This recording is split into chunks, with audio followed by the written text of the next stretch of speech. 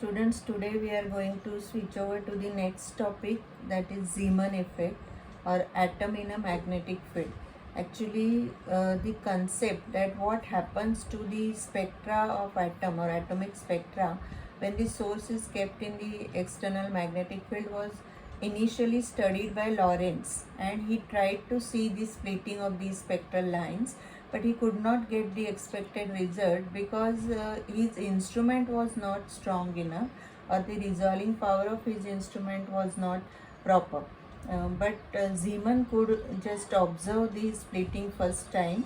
He used the very strong magnetic field, and his instrument also had the resolving power to see the spectral lines which are splitted. Actually, what is this Zeeman effect? Whenever the particular source is kept in the external magnetic field, rather the strong magnetic field, it was observed that the spectral lines are splitted into three components. Actually, it was also dependent on whether we are viewing it or observing it in the parallel direction or the perpendicular direction. So all these details we are going to see.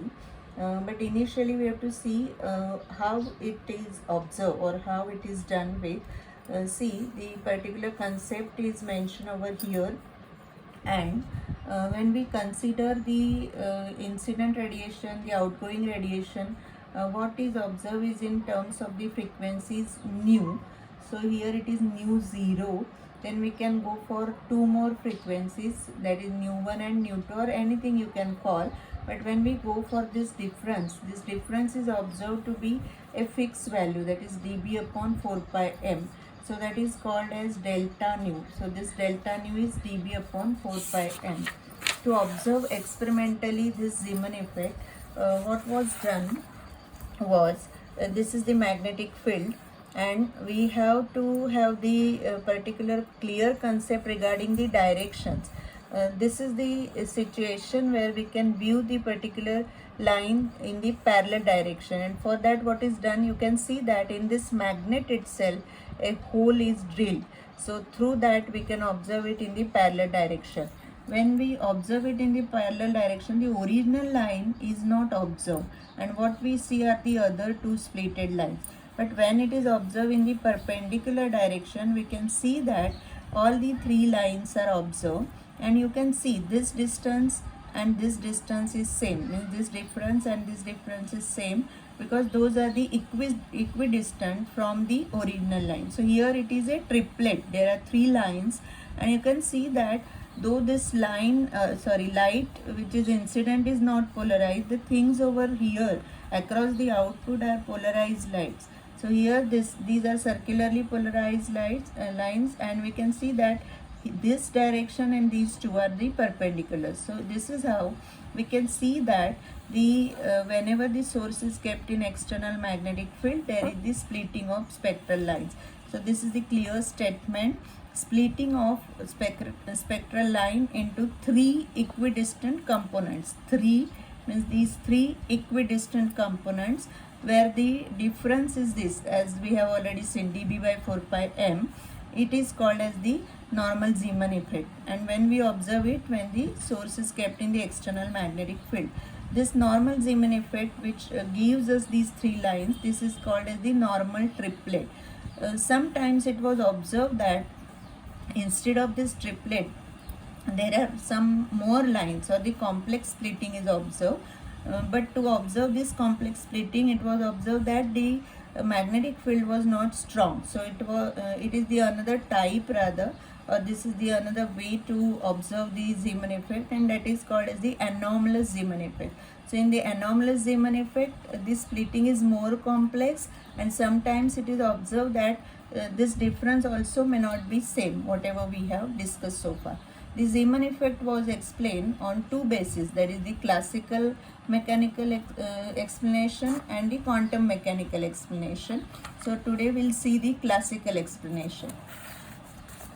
This classical explanation was also given by Lorentz. As I said, he was the first man to involve with this particular concept or the situation. Now when we consider the particle moving around the nucleus, there is a force responsible, and that force is this mv square by r. It is the centripetal force which is acting on the electron. Actually, we are considering that this source is kept in the magnetic field, means the atom is kept in the magnetic field, and what is there inside the atom? The electrons are moving around the nucleus. So these electrons are moving under a centripetal force or action of a centripetal force, that is F is mv square by r. Instead of that, here it is F0 and mv0 square by r. The reason is that we are going to consider the similar force either in the increased way or the decreased way, which we will be calling as, rather say, F1, F2 and so on. So it is F0. So this is the original one. Now what happens is, when it is kept in the external magnetic field, the torque is acting, and this torque tries to either increase the velocity of the electron or decrease the velocity. And this radial force, finally, this is the Lorentz radial force, EQB actually, but since this, I mean QVB, sorry, but Q is E because we have considered the particle as the electron. So EVB. So this force is the radial force. So it also tries to either increase the radius or to decrease the radius. So we can consider one situation, and in other way we will consider it equivalent to the opposite case. So consider that we have this force in the situation that which is increasing the radius, or which is increasing the velocity rather. So it is considered as F1. F1 is mv1 square by r. Very similar to this. This is the original one. This is the one which increases. Now what is the difference? The difference will be F1 minus F0. So it is F1 minus F0. Substituting this, what we get is this.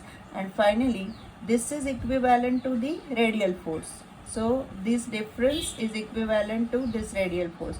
When we solve this, and along with that we consider the aspect of the linear and the angular frequency, that is V is 2 pi f or 2 pi r omega. So in that situation, when we substitute the things, what we get is this equation, which is the quadratic equation in V1, and the solution of this type of equation is this.